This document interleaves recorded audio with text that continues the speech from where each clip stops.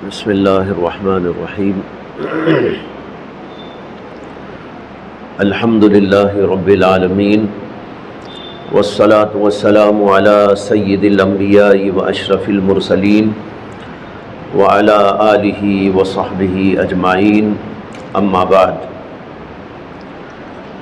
فاعوذ باللہ من الشیطان الرجیم بسم اللہ الرحمن الرحیم والذین آمنوا اشد حبا للہ صدق اللہ العظیم۔ کل بات آئی تھی آپ کے سامنے کہ اللہ تعالیٰ نے انسان کو مختلف اعضاء دیے ہیں، ہاتھ، پیر، آنکھ، ناک وغیرہ وغیرہ، اور انسان ان کے ذریعے سے لذتیں حاصل کرتا ہے۔ آنکھ سے دیکھ کر لذت حاصل کرتا ہے، زبان سے بول کر یا کھا کر لذت حاصل کرتا ہے، کانوں سے سن کر لذتیں حاصل کرتا ہے، ہاتھ اور پیر سے کچھ کام دھام چھونا وغیرہ کر کے انسان لذت حاصل کرتا ہے۔ اور ایک لذت وہ ہے جو دل کو حاصل ہوتی ہے، اور وہ ہے اللہ کی محبت اور اللہ کی معرفت کی لذت۔ یہ سب سے عظیم ترین لذت ہے۔ بھائیو، ایک بات عرض کر دوں کہ جیسے ایک بچہ ہوتا ہے تو بچے کے ذہن کے اندر یہ ہوتا ہے کہ کچھ کھیل کود کی چیزیں ہونی چاہیے، اور کھیل کود کی چیزوں ہی سے وہ سمجھتا ہے کہ لذت حاصل ہوتی ہے، اس لیے اسے انہی چیزوں میں بڑا مزہ آتا ہے۔ وہ کہتا ہے بال چاہیے، وہ کہتا ہے جو ہے اور کھیلنے کی چیزیں چاہیے۔ جب اس کو وہ دے دی جاتی ہیں تو وہ سمجھتا ہے کہ مجھ کو سب کچھ حاصل ہو گیا ہے، یعنی اس کا دماغ اتنا ہی ہے، اس کی طلب اتنی ہی ہے، اس کی آرزو اور خواہش کی انتہا اتنی ہی ہے کہ بس اسے کچھ کھیلنے کی چیزیں مل جانی چاہیے۔ لیکن جو بڑے لوگ ہوتے ہیں، جیسے اس کا باپ ہوتا ہے، اس کی ماں ہوتی ہے، جب بچے کو وہ دیکھتے ہیں کہ یہ بچہ بس یہ چاہتا ہے، اگر آپ اسے مثال کے طور پر 1000 کا نوٹ دے دیں اسے لذت آئے گی؟ ٹافی کا ایک ٹکڑا دے دیں لذت آ جائے گی؟ وہ کہے گا نہیں، مجھے تو یہ چاہیے، برفی چاہیے، ٹافی چاہیے، یا کوئی کھلونا چاہیے۔ وہ آپ اس کو دے دیں تو اسے بڑی لذت آئے گی، بڑا مزہ آئے گا، اور آپ اس کے ہاتھ میں 1,00,000 روپے بھی دے دیں وہ اٹھا کے پھینک دے گا۔ لیکن باپ سمجھتا ہے کہ یہ بے وقوف ہے، ابھی تو اس کی عقل میچور نہیں ہوئی ہے، یہ ابھی بڑا نہیں ہوا ہے، جب بڑا ہو جائے گا میری طرح تو تب اسے پتہ چلے گا یہ روپے کی قدر و قیمت کیا ہے، اور روپیہ ہاتھ میں آتا ہے تو کیا مزہ آتا ہے کہ نہیں ہے؟ بالکل اسی طرح جو ابھی نابالغ ہیں دینی اعتبار سے، ان کو تو کھانے میں مزہ آتا ہے، پینے میں مزہ آتا ہے، دنیا کی چیزوں میں مزہ آتا ہے، روپے میں مزہ آتا ہے، اور کچھ عہدے میں مزہ آتا ہے۔ لیکن بھائی، جو واقعی بالغ ہو چکے ہیں دینی اعتبار سے، یعنی اللہ والے، ان کو ان سب چیزوں میں مزہ نہیں آتا، ان کو مزہ آتا ہے تو اللہ کی محبت میں مزہ آتا ہے۔ لہذا ہم بھی وہاں تک پہنچنے کی کوشش کریں تو پھر ہمیں بھی مزہ آئے گا۔ جیسے بچہ کہ اسے ٹافی کا مزہ تو معلوم، 1,00,000 روپے کا مزہ نہیں معلوم، اسے سونا ہاتھ میں دے دیا جائے تو اس کا مزہ نہیں معلوم، اسے ہیرے و جواہرات دے دیے جائیں تو اس کا مزہ اسے نہیں معلوم۔ وہ سب چیزوں کو پھینک کر ایک ٹکڑے پر کفایت کر لے گا اور کہے گا مجھے تو ٹافی کا ایک ٹکڑا کافی ہے، اس میں جو مزہ ہے وہ کسی میں نہیں۔ لیکن ساری دنیا سمجھتی ہے کہ بے وقوف ہے، ابھی یہ عقل کا کچا ہے. جب عقل اس کی کامل ہو جائے گی تو اسے سمجھ میں آئے گا روپے کا مزہ، چاندی کا مزہ، ہیرے کا مزہ، جواہرات کا مزہ. اسی طرح بھائیوں آج ہماری حالت یہ ہے کہ ہمیں اللہ کی محبت کا مزہ معلوم نہیں. ہم گویا کہ ابھی بچپن میں گزر رہے ہیں، دینی اعتبار سے بچپن. ہماری داڑھی نکل آئی، ہمیں بہت کچھ دنیا حاصل ہو گئی، لیکن اس کے باوجود جو دل بالغ ہوتا ہے اور پہنچ جاتا ہے وہ حالت ابھی ہماری نہ ہونے کی وجہ سے اللہ کی محبت کا مزہ اور لطف ہم کو نہیں معلوم. اہل اللہ سے پوچھئے کہ اللہ کی محبت کا مزہ کیا ہے، وہ ساری دنیا کو ایک طرف، اللہ کی محبت کو ایک طرف رکھتے ہیں. وہ کہتے ہیں کسی چیز میں مزہ نہیں. مزہ اگر ہے تو اللہ کی محبت کے اندر مزہ ہے. اسی لیے مومنوں کی صفت میں اللہ نے بیان فرمایا والذین آمنوا اشد حبا للہ. جو ایمان والے بندے ہوتے ہیں یعنی کامل ایمان والے بندے وہ اللہ سے شدید محبت رکھتے ہیں، اسے کہ ان کو معلوم ہے کہ اس کے سوا کسی میں کوئی لذت اور مزہ نہیں ہے. اصل مزہ تو اس کے اندر ہے. ہاں مزے کی الگ الگ کیفیتیں ہوتی ہیں. ٹافی کا مزہ الگ، روپے کا مزہ الگ، چاندی سونے کا مزہ الگ، حکومت دے دی جائے تو اس کا مزہ الگ. کسی کو حکومت مل جائے تو اسے ایک مزہ آئے گا، لیکن وہ بچہ نہیں سمجھ سکتا مزہ. اگر بچے سے کہا جائے کہ بھائی شادی کا کیا مزہ، اسے سمجھ میں آئے گا؟ شادی کا مزہ بچے کی سمجھ میں نہیں آئے گا. روپے کا مزہ نہیں سمجھ میں آئے گا. اسی طرح نابالغ دینی اعتبار سے جو ہوتے ہیں ان کو بھی اللہ کی محبت کا مزہ نہیں معلوم. لیکن ایک حقیقت ہے، اور اس لیے قرآن و حدیث کے اندر اللہ کی محبت کا بار بار تذکرہ کیا گیا ہے اور مطالبہ کیا گیا ہے کہ اللہ سے شدید محبت پیدا کرو. جیسے کہ ابھی عرض کیا گیا والذین آمنوا اشد حبا للہ. جو لوگ ایمان والے ہوتے ہیں وہ اللہ سے شدید محبت رکھتے ہیں. یہ ایک جملہ خبریہ ہے. جملہ خبریہ کے معنی ایک رپورٹ ہے. اللہ ایک رپورٹ دے رہے ہیں. کیا رپورٹ دے رہے ہیں؟ کہ جو بندے ایمان والے ہوتے ہیں وہ اللہ سے محبت رکھا کرتے ہیں اور بڑی سخت اور شدید محبت رکھتے ہیں، بے پناہ محبت رکھتے ہیں. ایک خبر ہے، لیکن خبر دینے کا مقصود یہ ہے کہ تم بھی ایسے ہی بنو. اگر تم بھی سچے پکے ایمان والے ہو تو تمہارے اندر بھی اللہ کی شدید محبت ہونی چاہیے. تو اس کے اندر گویا مطالبہ ہے. کیا ہے؟ میرے ایمان والے بندو، میرے سے بے پناہ محبت تمہارے اندر ہونی چاہیے. اس کے لیے جد و جہد کرو، محنت کرو اور پھر وہ لذت پاؤ جو میری محبت کے اندر رکھا ہوا ہے. حدیث میں آتا ہے کہ جب جنتی جنت میں چلے جائیں گے تو اللہ کا دیدار ہوگا، اور اللہ کے دیدار سے پہلے ان کو ساری نعمتیں کھلائی جائیں گی، پلائی جائیں گی، دی جائیں گی. عیش اور آسائش کے سارے اسباب دے دیے جائیں گے. اب جنت میں کیا نہ ہوگا؟ وہاں تو سب کچھ موجود، سب کچھ ان کو دے دیا جائے گا. لیکن جب اللہ کا دیدار ہوگا تو بندے کہیں گے کہ اللہ کے دیدار میں جو لذت اور مزہ ہے وہ یہاں کی کسی نعمت کے اندر موجود نہیں. یہ کس وجہ سے ہے؟ یہ اللہ کی محبت کی وجہ سے ہے. جب اللہ کی محبت ہے دل کے اندر ایمان والوں میں، جب وہ اللہ کی زیارت کریں گے، اللہ کا دیدار کریں گے، تو اس کے اندر جو مزہ اور لطف آئے گا وہ کسی چیز کے اندر نہیں آئے گا. یہ حدیث کے اندر مضمون صاف طور پر آیا. اس سے معلوم ہوا کہ جب دل کے اندر محبت ہوتی ہے تو اس کا حال ہی ہوتا ہے کہ اس کے اندر ایک عجیب لذت اور ایک عجیب مزہ اور حلاوت معلوم ہوتی ہے. جو بندہ اللہ کی محبت کے ساتھ نماز پڑھتا ہے، ذکر کرتا ہے، تلاوت کرتا ہے اور عبادات انجام دیتا ہے تو وہاں بھی کیفیت الگ ہوتی ہے. جو بندہ بغیر محبت کے یوں ہی عبادت کرتا ہے، اسے عبادت بڑی بوجھ معلوم ہوتی ہے، ایک ایک سجدہ اسے ایک پہاڑ معلوم ہوتا ہے۔ اللہ اللہ کا نام لینا اسے ایسا لگتا ہے کہ میں زبان سے نہیں لے رہا ہوں، میں تو ایک پہاڑ اٹھا رہا ہوں۔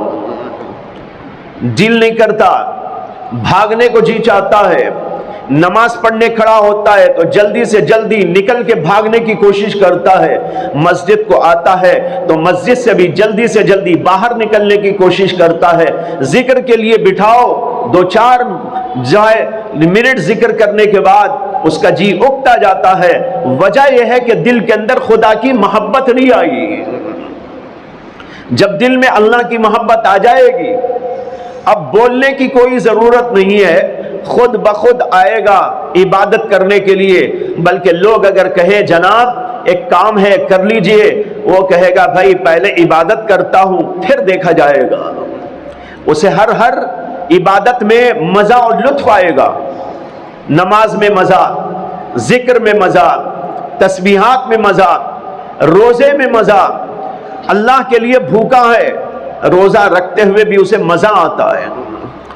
تکلیف پہنچتی ہے اللہ کے نام پر، اس میں بھی اس کو مزہ آتا ہے۔ کیوں؟ اس لیے کہ اللہ دیکھ رہے میں اس کی محبت میں مار کھا رہا ہوں، اللہ مجھے دیکھ رہے ہیں کہ میں اس کی محبت میں راتوں میں اٹھ رہا ہوں، اللہ دیکھ رہے ہیں کہ میں اس کی محبت میں کھانا پینا چھوڑ چکا ہوں۔ اس لیے انسان کو اللہ کی محبت اگر دل میں ہوتی ہے تو ان تکلیفوں کو برداشت کرنے اور مجاہدات کے کرنے کے اندر بھی لطف و مزہ آنے لگتا ہے۔ تو معلوم ہوا کہ ایک پیدا کرنے کی ضرورت ہے جس کا نام ہے اللہ کی محبت۔ لوگ دنیاوی بہت ساری لذتوں کے پیچھے تو پڑے ہیں، لیکن دل کے اندر اللہ کی محبت کا ایک چشمہ جاری کر لیں، اور اس لذت کو کوئی ختم کرنے والا نہیں۔ جو لذت ہاتھ سے، پیر سے، آنکھ سے، کان سے، زبان سے، ان چیزوں سے حاصل کی جاتی رہتی ہے، وہ مزہ لذت تو ختم ہو جانے والا ہے، اور کبھی ختم نہ ہو تو ایک دن تو ختم ہوگا جبکہ موت طاری ہو جائے گی۔ مولانا روم نے واقعے کو ایک تمثیل کو واقعے کے پیرانے میں پیش کیا، یہ سمجھانے کے لیے کہ اللہ کی معرفت و محبت کا چشمہ اپنے دلوں کے اندر پیدا کر لو۔ جو لذتیں باہر سے ہاتھ اور پیر اور آنکھ اور کان اور مختلف اعضاء سے انسان اپنے اندر پہنچاتا رہتا ہے، موت آ کر ان ساری چیزوں کو ختم کر دیتی ہے، لیکن جو دل کے اندر اللہ کی محبت و معرفت کا چشمہ جاری ہو جاتا ہے تو موت آنے کے بعد بھی وہ اندر باقی رہتا ہے، یہاں تک کہ جب بندہ اس کی لاش اٹھا کر لے جائی جاتی ہے، قبر میں رکھی جاتی ہے، وہاں بھی وہ چشمہ اس کے ساتھ ہوتا ہے۔ جب آخرت کے اندر اس کو اٹھایا جاتا ہے وہاں بھی وہ چشمہ اس کے ساتھ میں موجود ہوتا ہے، لیکن ہاتھ پیر سے حاصل کی جانے والی دنیاوی لذتیں دنیا سے انسان کے جاتے وقت ختم ہو جاتی ہیں۔ مثال انہوں نے بیان کرنے کے لیے ایک واقعہ بیان کیا، یعنی ایک تمثیلی واقعہ۔ کہتے ہیں کہ ایک جگہ پر ایک بادشاہ تھا، بادشاہ کے محل کے کچھ آگے یعنی شہر کے کنارے ایک بہت بڑا دریا بہتا تھا، نہر بہتی تھی، اس کے اندر بڑا صاف و شفاف پانی۔ محل کے اندر پانی کا کوئی نظام نہیں تھا، اس لیے نظام یوں بنایا گیا تھا کہ باہر سے پانی لا کر اندر فراہم کیا جائے، اسٹاک کیا جائے۔ چند دنوں تک تو یہ سلسلہ چلتا رہا، تو ایک دن بادشاہ نے ایک میٹنگ بلائی اور یہ مسئلہ تھا کہ محل کے اندر پانی نہیں ہے، میری رائے یہ ہے کہ یہاں جو نہر بہتی ہے اس سے ایک چھوٹی سی اور نہر کاٹ کر ہمارے محل کے اندر لا کے داخل کی جائے۔ کیا خیال ہے آپ لوگوں کا؟ کیا ایسا کر لیا جائے؟ بادشاہ نے سوال کیا، میٹنگ میں جو لوگ آئے تھے ان سے، بڑے بڑے عقل مند لوگ موجود تھے، وزراء موجود تھے، مشیران موجود تھے، ان کے سامنے یہ مسئلہ اس نے رکھا کہ میں یہ چاہتا ہوں کہ نہر سے ایک چھوٹی اور نہر کاٹ کر ہمارے محل تک لا کر اندر اس کو گھما دیا جائے تاکہ پانی ہر وقت فراہم رہے۔